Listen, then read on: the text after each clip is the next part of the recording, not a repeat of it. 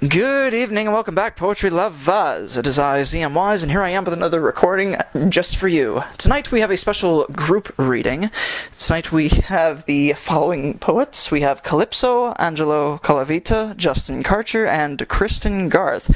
You are also joined by me, Federico Garcia Lorca. I'm sorry, ZM Wise, that was on the wrong card. And we will just dive into this reading. Everybody is going to just introduce themselves, plug themselves, and then read 3 pieces from their brilliant minds. And then I will conclude it. So whenever I start reading, I will give you permission to lightly fall asleep. And we are starting off with Khalypso, and go! Hello, everyone. I'm Khalypso. I don't know how to talk about myself without sounding weird, so I'm just going to read my bio.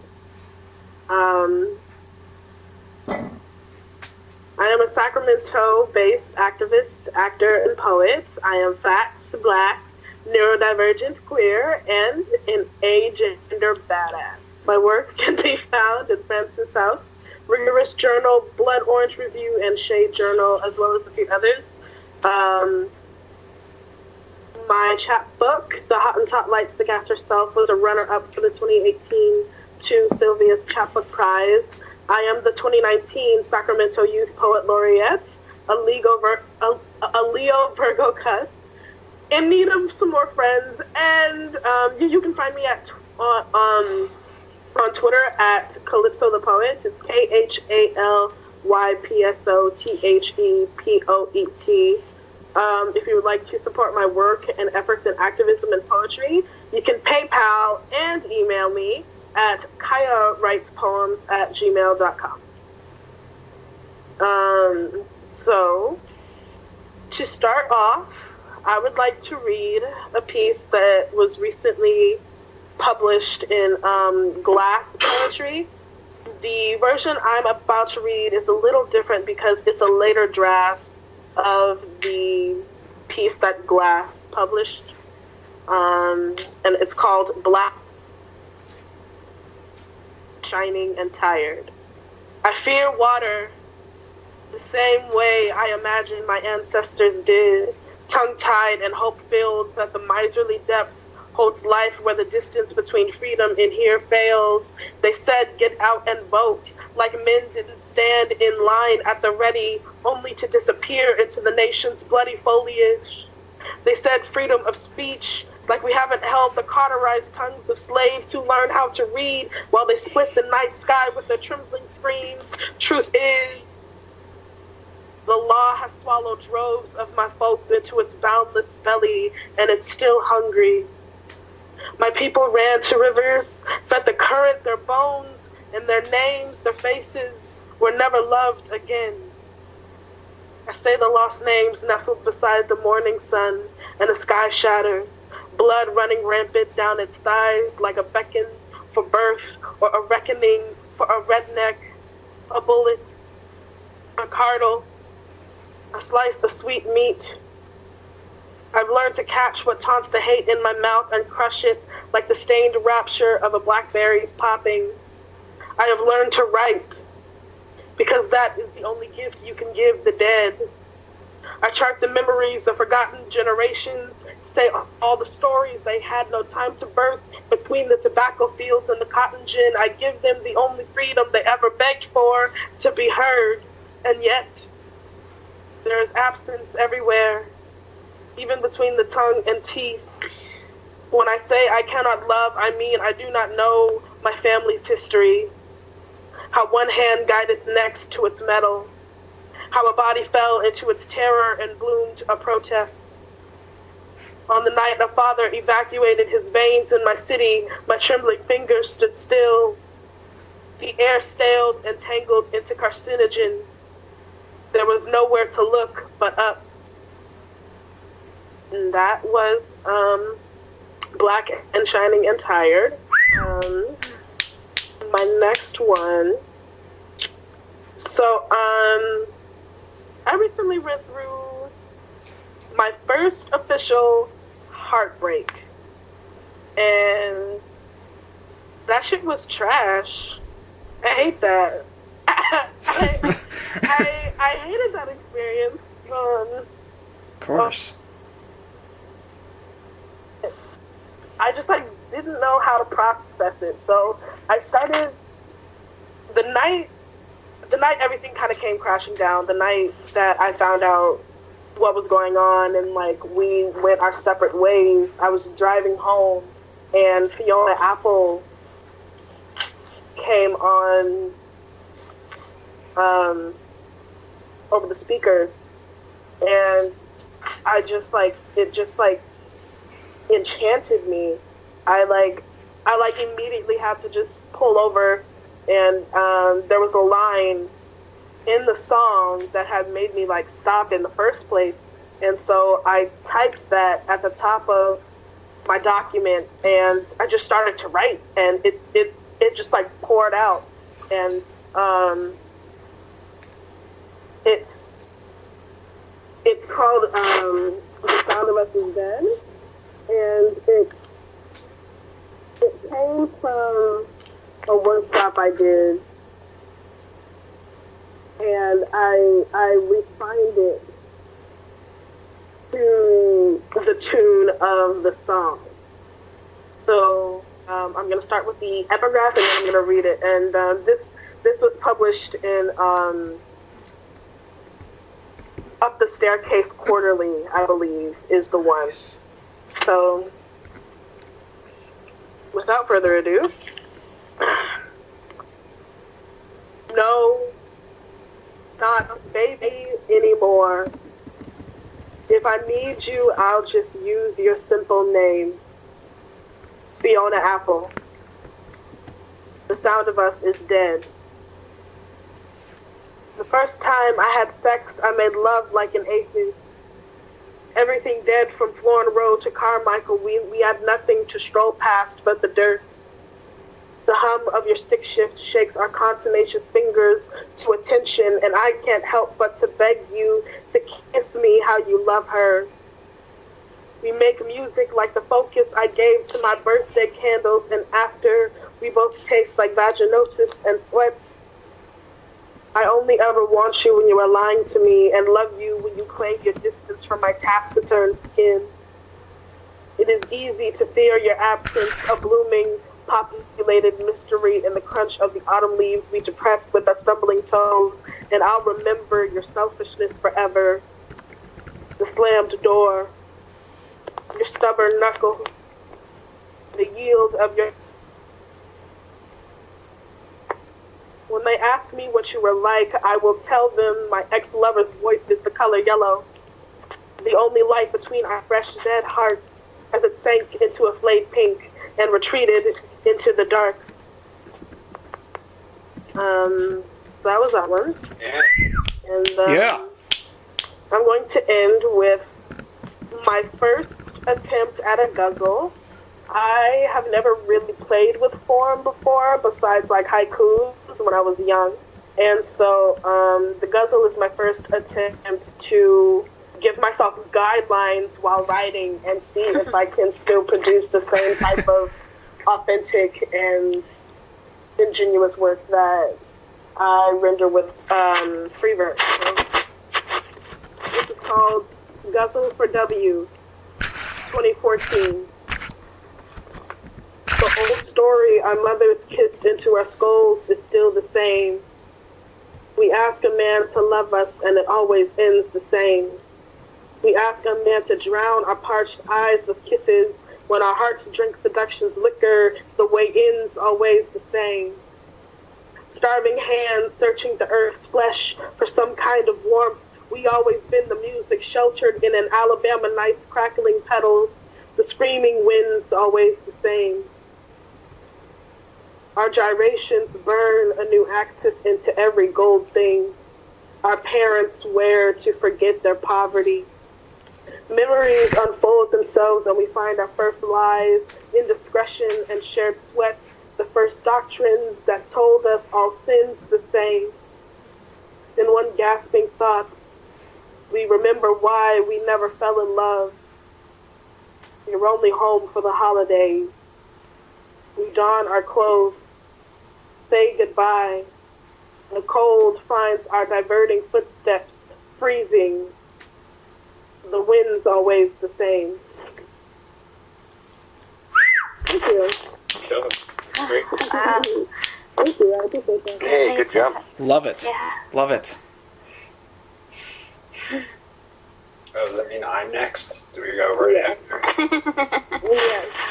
So how are you, buddy? That's all right. I'm Angelo Colavita. I live in Philadelphia.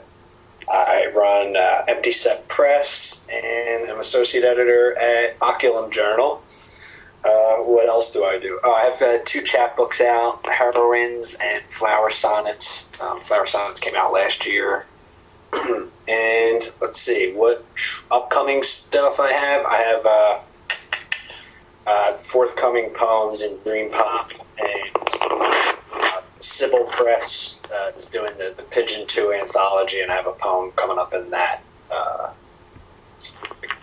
They're all within the next couple months. So, I want to read new stuff. Let's see.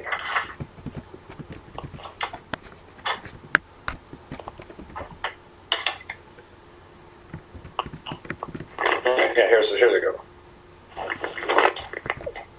Never as cold as alone, never as grievance as cowering, never as erstwhile as while away, never as milk as apology, never as pointed as silent, never as sentient as salient, never as cause as roundabout, never as hiccup as dying, never as frogs hop as toad croak, never as ordinary as chemical burn, never as prescribed as diaries, ocean as beginning, never as lost as ocean, never as poem as breathing, never as cost as cat's pajamas, never as love as never, never as sometimes, never as nevermind, never as fact as daydream, never as bird as poem, never as whole as posturing, never as skinny mini as loosey-goosey, never as monks and monkeys, never as goth as a grandmother,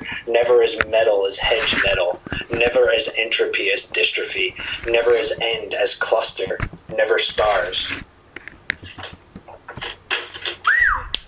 That's Yeah. the first poem. Yes, sir. Second poem, The Looming Wheel. I don't really like titles, but I give them titles sometimes, mostly for, like, journal publishing purposes. So we'll call this The Looming Wheel. Leprosy in face value. All knots bed with animals in tepid weather. Each evening a gamble with bandages. Come down from that mountain, or perhaps the going's easy way up. Only if there were a we could maybe hail a cue for those two. Dolorous so. Let bygones cripple mister. And drag on a pathetic wretch who'd never believe in a flamethrower, crystal cave, or has even seen degrees beyond an ever-lettered ornament. Who must first propagate the heretic's fortune, or, more recently, a sequin city, for once the looming wheel, and those who flee gleeful under star-clad paragon measurements they pour lead forward, play the miller's daughter, for lesser good conjurers still keep several outs and spin fine cotton into razor wire. From day one she said nothing of the sort, but figure in place of disappointment, a word in edgewise. It shattered half the impetus of recycling, mind you. Destitute foreground, a far-sighted luck of the draw. Pluck a whimsical lily for the sandcastles of Ventnor. A tyrant bound to you before you barely stand a chance. Gift a nightingale holiday to resort to formal torment.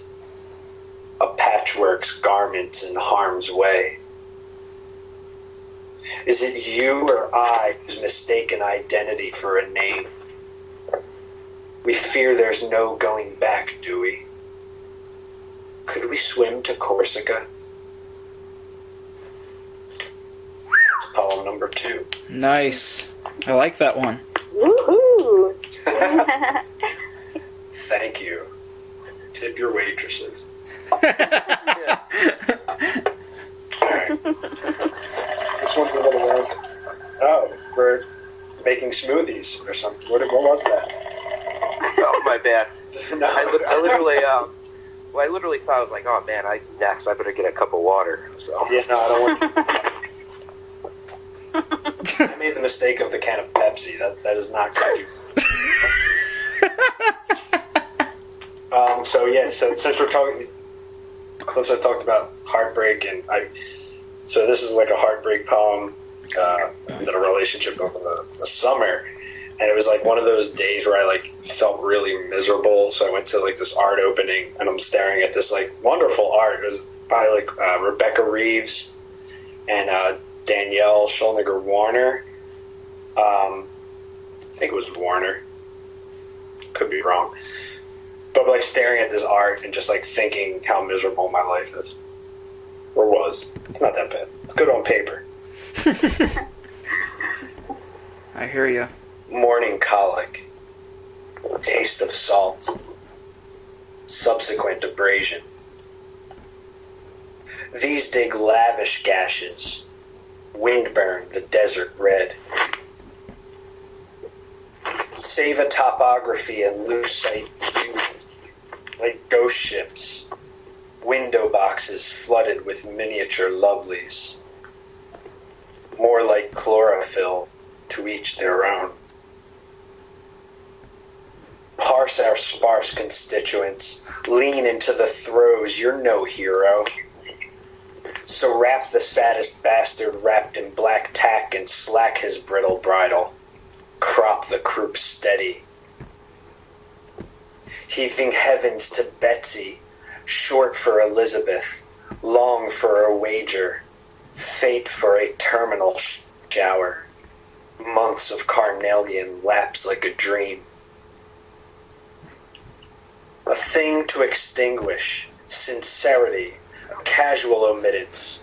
Wherefore dare I lair therefore trust in a cavity, major in the liberal arts, found in a glaring the soft of causal emittance.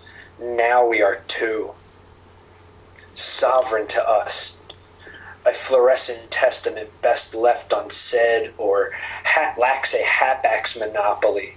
Now is our chance. I'm counting days too often to be healthy. No one's fault, really. Things just happen and keep happening. For what lacks in precision is compensated in miasma. Counterpoint sparrows. Asthmatic tragedy. Oh, you poor thing. Volumes draw nightshade. Formative lux ladder barriers going clips at the crown of a letter bell. Good talk. Lest we best each other over and over and over and over again. Fall flat and forestall all feigning fondnesses. A face I vaguely remember smiling. A cataract of memory. Imaginary margins largest, run over tub rim, riling over tiling. Gloss over loss for losing what could have been done different. If only again weren't always. If only time were a bargain. If only we could speak underwater. That's it. Thank you. Angelo. Hey, good job. Angelo. Thank you. All right, I guess I'll go right into it. Justin Karcher here, born and raised in Buffalo. There's a blizzard going on right now. I am editor-in-chief of Ghost City Review. I have a bunch of books out. I also write plays. And I'll just kind of slide right into it here. The first poem's entitled Confession of Madness in a Glass of Bordeaux. This was recently published in Feminine Collective. Here we go. Fingers are monsters, hands are storms. They clench, and shipwrecks bubble from knuckles, and children are turned into orphans, and little birdies are tortured. Wings go wrong, and sun goes moon, and dark slams into light, and someone somewhere gives up the fight. Too many pills, too many potions, too many thrills, but too much peace, and dance floors don't dream. Chaos uncrutches broken legs and plucks dawn from peach pits. Rise, my son, from turntable glitz. Too many spells because our fingers are monsters. My own fingers running through the dollhouse, causing quakes that wake the tiny dancer. And I don't know why I'm doing what I'm doing, but something good must come from this madness. It has to, or I've lost my heart.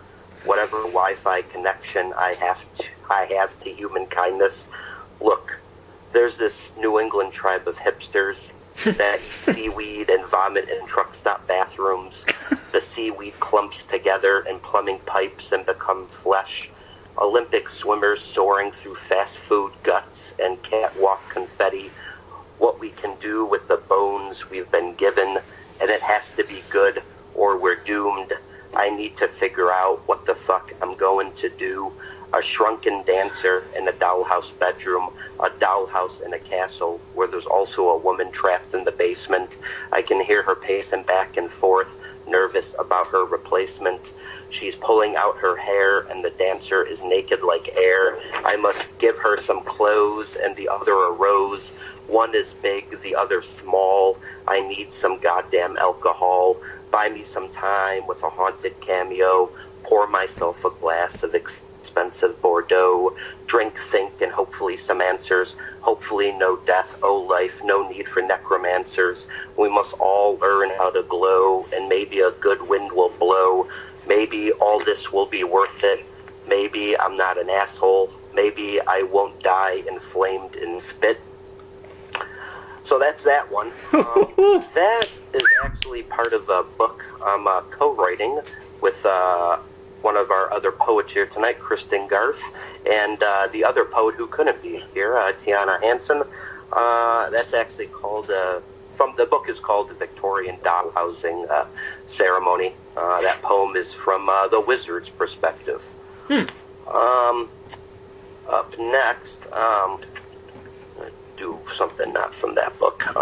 This is called The Patron Saint of Dorito Dust. As recently published in Maudlin House. Nice. Every night, death rebuilds our city in its image. Paper airplanes lusting after the wind, carried like tabloids or crystals from crib to crib.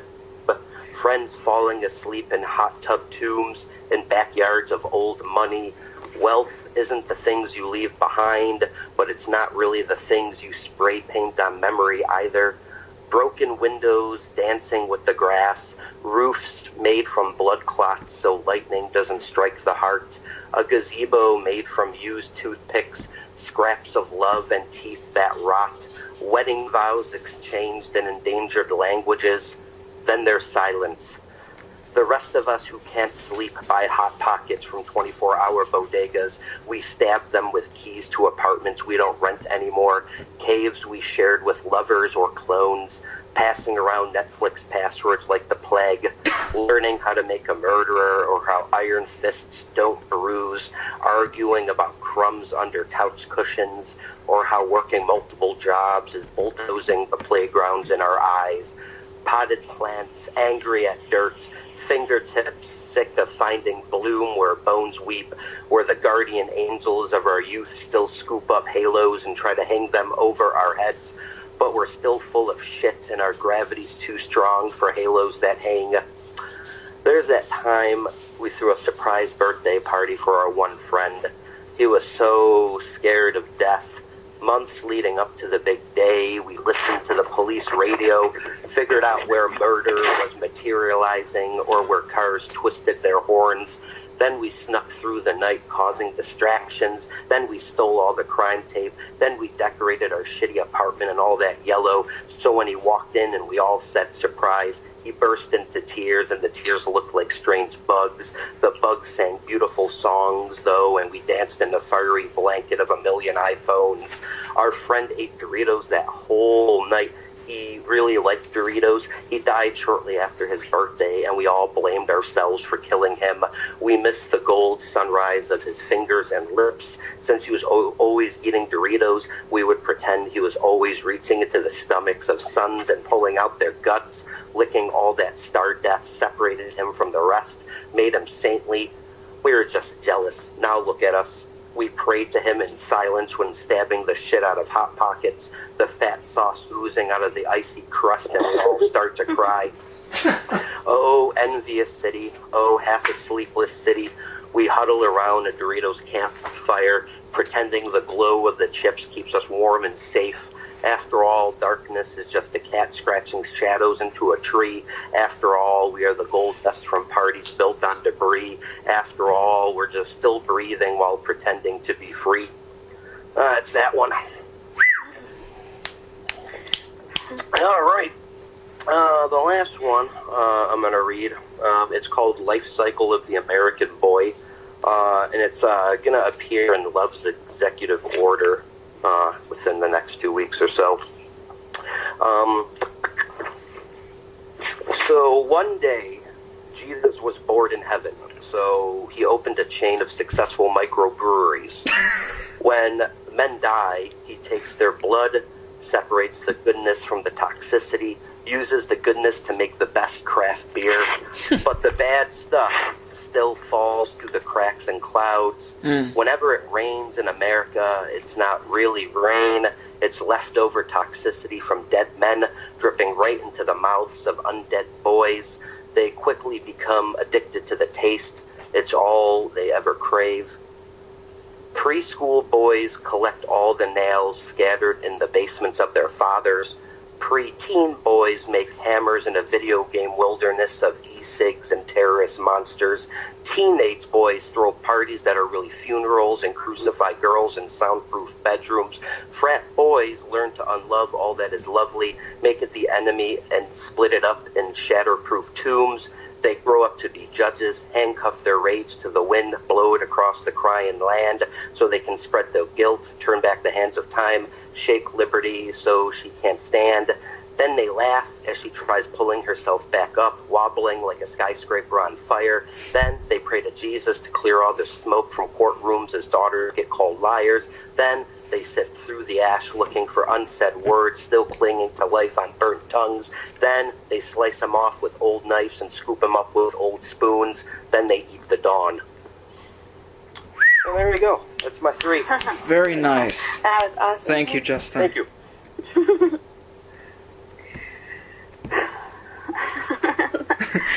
I can't believe I have to go after that. My name's Kristin Garth, and I have a few things coming out. Right now I have a book that's coming out this week called Shakespeare for Sociopaths. It's from Hedgehog Poetry, and I have a book coming out in a few weeks from 30 West that's called The Legend of the Weremere, and also have one from coming out with Rhythm and Bones called Puritan You, and then a full length coming out with Hedgehog Poetry called Candy Cigarette, Woman, Child, Noir.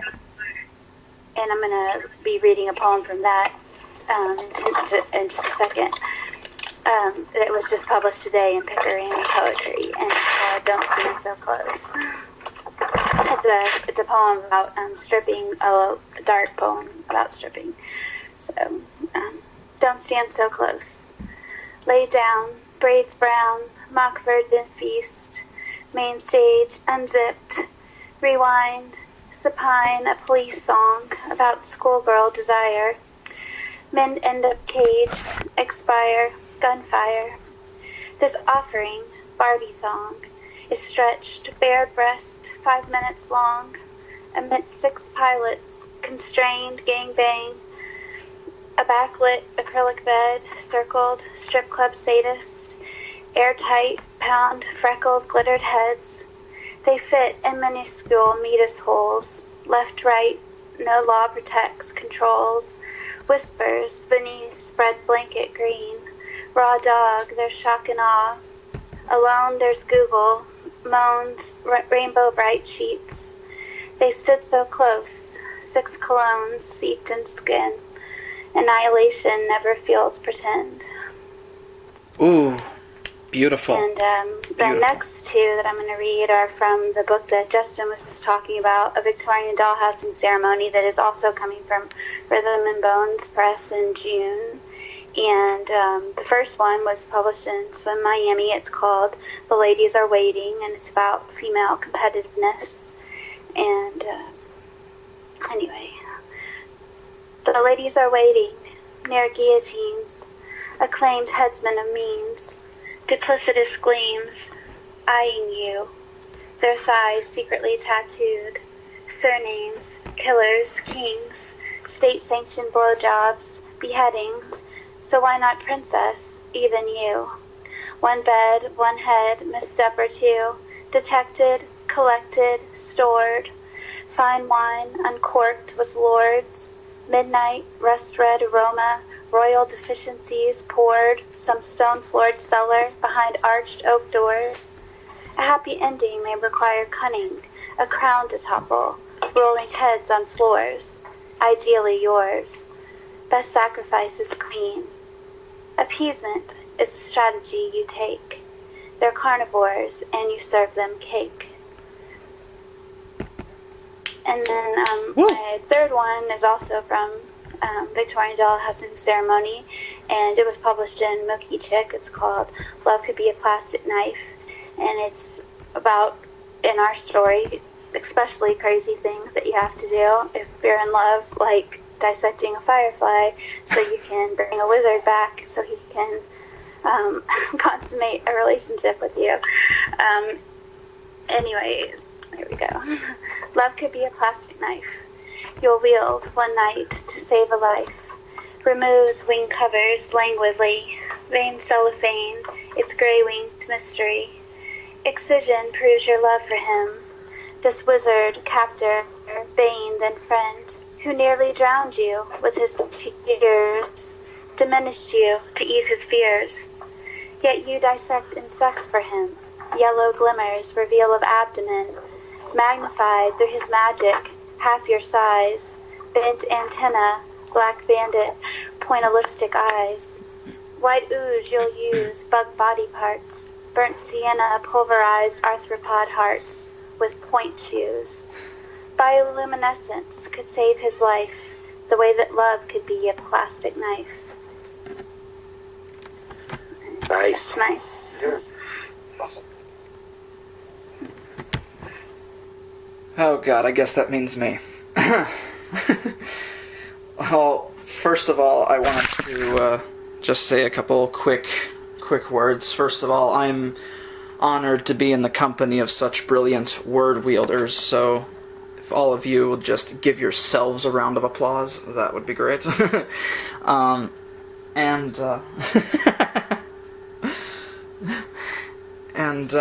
No, seriously, I've been inspired by all of you tonight, so much that I'm not sure if I should share. But a promise is a promise.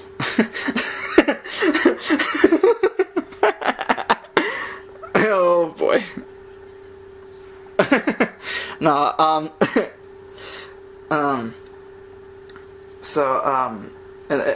secondly, I wanted to just give a quick shout out to a couple of people who have had birthdays in the past few days. First of all, Kristin had hers on the 17th, so happy birthday to you. And definitely.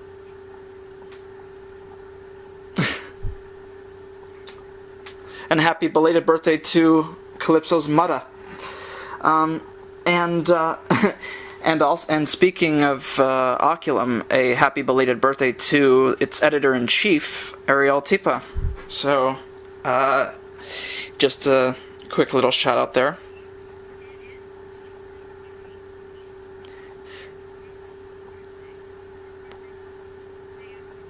Oh, that is so cool. Well, happy birthday to you and to Daughter Seed. Definitely. So yeah, I do have 3 pieces. Well, first of all, I'm ZM Wise. I am the co-editor of Transcendent Zero Press. We also produce a quarterly journal called Harbinger Asylum. There's 1 issue for every season. And that's run with my dear friend Dustin Pickering.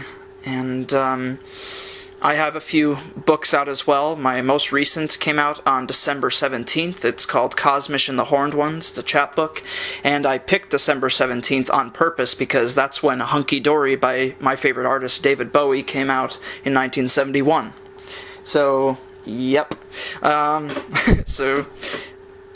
me see. So I'm just going to read a couple excerpts from that book and then another piece. So this first one, Kristin already heard. I'm sorry, but I'm not sorry. I wanted to pick out a couple pieces that didn't really spoil the story too much, because while it's a chapbook, it's sort of a sequence of 14 pieces. I guess you could call it a mini epic. And so this one is just called Jewels Enter Nirvana, a poem for Cosmish. It was you in that art gallery in a fog bank dream. It was you who I looked upon. It was you in the bed of curiosities, lying there, listening to Coltrane. It was you who I saw, raven-haired multicultural beauty, mind of orgasmic happenings. Waited many moons, many eons of mystic gatherings, to glimpse at your goddess face and figure, to wade in the river of your thoughts. Songs set aflame near the lake of esoteric folk singers, despising the studio and living in the lap of luxurious company. Your words are historic documents found in the primeval mandala sands, your art and musical gifts of extension, visions for the blind and operatic symphonies for the deaf. I am your grateful silhouette, the one who kisses your fingertips and caresses the nerves, massaging the worries and simmering them. And we exchange mutual glances, and we have each other passionately, and we kiss and make new constellation myths. Separation is a boulder balancing on a bindle, a grave for your loss, and yet another chapter of your life begins. Envy is a killer of silence, but oh, the Canterbury air seems grand in the homely abode. See others as they see you, the living embodiment of a jewel entering nirvana. You are the gem in a human rock pile, shouting, Syd Barrett is the reason for life, equality is the eternal ruler, poverty no more, your problems come first. Your grand organ of a heart, the actual eighth wonder of the world. The naysayers have seen nothing yet. Grotesque canvas creations, the true beauty. Your smile speaks determination, hidden by unnecessary doubts. I am a satyr, a pan-flute-playing admirer of yours, as lowly as the forest soil, but higher than the clouds for you. And we synchronize brainwaves, and we touch and intertwine fingers, and we sing praises to living spirits in the dead of night. So that's numero uno. So this one is also from the book, and this is more lyrical. There are times when I turn pieces into songs and sing them, but for now I want you people to keep your ears intact, so I'm just going to read it out loud. And I'm crazy about the blues, especially before the blues went electric. Blind Lemon Jefferson, Robert Johnson, who is my absolute favorite, Charlie Patton, and many others. And I was also influenced by one of my contemporary, you might have heard of him, Kevin Young. He was a brilliant poet, and he's often influenced by blues music as well. And so this one is called Cosmish Lady Blues. Twice seen with the art of the macabre, once in her sacred den. Twice seen with the art of the macabre, once in her sacred den. Although the heart has been robbed, the light of the self speaks through Zen. She has the hair of midnight and one, astrology in her eyes. Her mind tells the tales of lore, there is too much reality to fantasize. She has the voice of long-awaited reason, heart of white gold immaculate. Her manifestations make the planet revolve, but true love has won the gambling bet. Insignificant ram, limping with the case of the Cosmish Lady Blues, English Wolfen beat him to confession, primordial news. His tears of defeat are how he paid his dues, best give the rest to distant brother lamb. He covers his ears to evade the howling. She turns to look, but only sees an ally. Could there be a river Styx, drop of a chance? The words have been hibernating. Awaken them from a slumber in vain. Confess before the earth child, and take your stance. Those blessed Cosmish Lady Blues, those damned Cosmish Lady Blues. The condition is the Cosmish Lady Blues. Lift the spirits high. They call it the Cosmish Lady Blues, and it will lift the spirits high. After a time of feeling low, why not dip our astral bodies in the purest skies? Biology of beauty, a revered appearance like no other. To meditate with her would be a privilege, a giver, a polyglot, a dream in color, a lover. Thinking straight is no longer an option, for her centralized image is breathtaking. Photographers weep and citizens bow. The gestures of selflessness, the unthinkable and peacemaking. English Wolfen imprinted on her first, leaving the disoriented ram an outcast among sheep. They bleat and scream, but they feel the urge to weep. Why think about defeat when seductive fingers lead to sleep? Counting the fence-jumping siblings, better than quenching an empty thirst.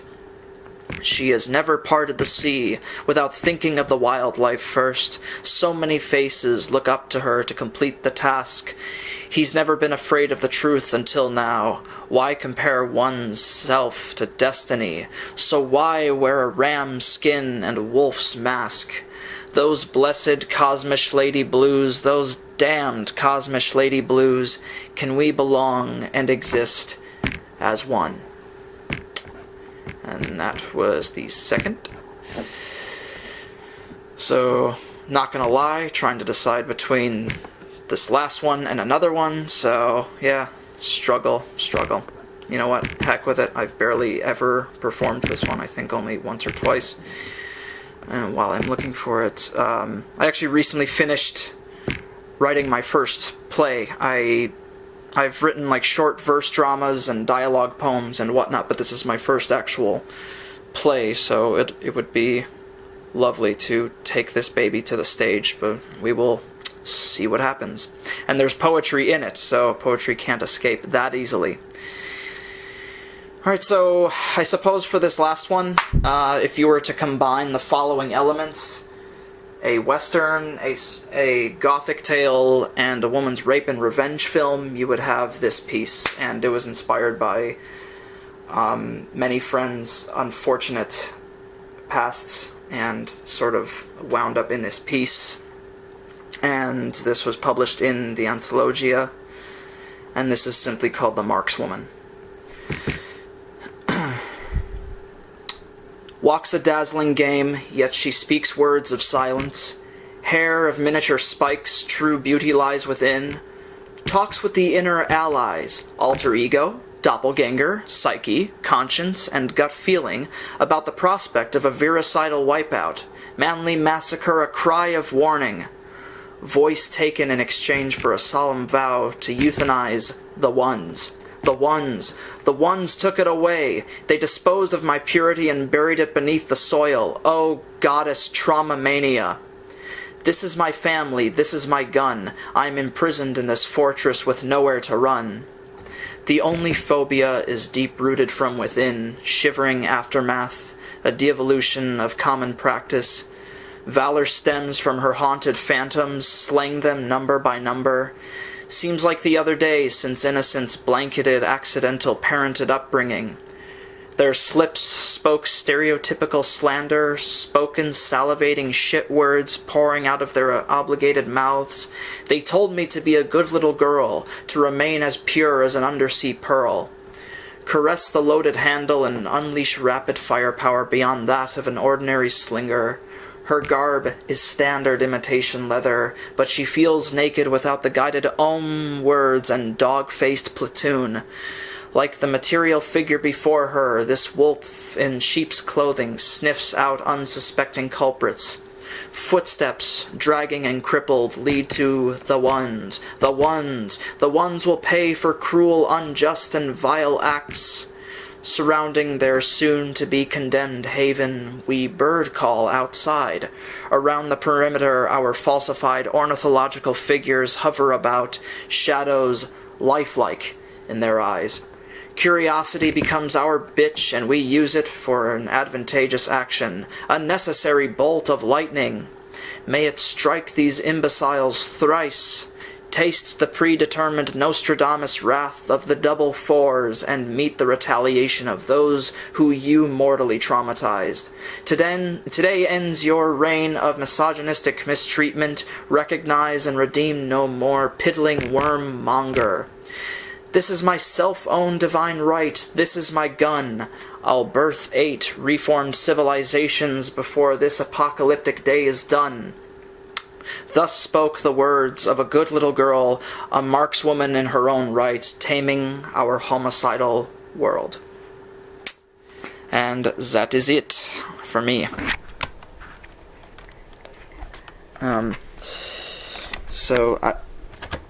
Definitely. Great job, everyone. Keep creation alive, and thank you all so much for coming. Definitely. One does what one can. That's what I always say. Well, actually, no. That's actually what Lucifer said in Constantine. So, so I guess all hail the Dark One. All right. Well, thank you all very much. Poetry lives, long live the arts, and we will see you all soon.